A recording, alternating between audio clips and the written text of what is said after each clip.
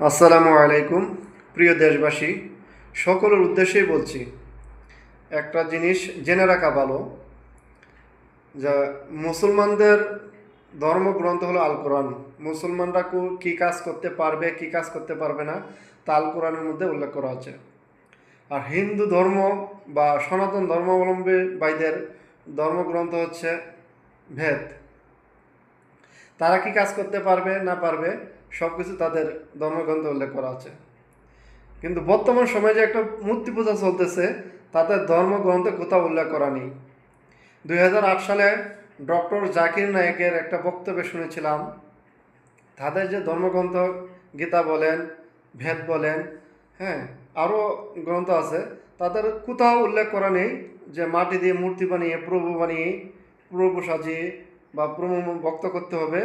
এটা তাদের কোথাও উল্লেখ করা নেই। আর আমাদের ধর্ম দিয়ে যারা রিসার্চ করে তাদেরকে বলা হয় মাওলানা, মুফতি, কারি বলে। আর তাদের ধর্মগ্রন্থে যারা নিয়ে রিসার্চ করে তাদেরকে বলা হয় পুরোহিত অথবা পণ্ডিত। তা আমরা একজন পণ্ডিতের কথা শুনি, কি বলে এই পূজা নিয়ে, তাদের ধর্মগ্রন্থে আছে কিনা, কি বলতেছে আমরা একটু শুনি। বেদে নিষিদ্ধ আছে মূর্তি পূজা, নিষেধ।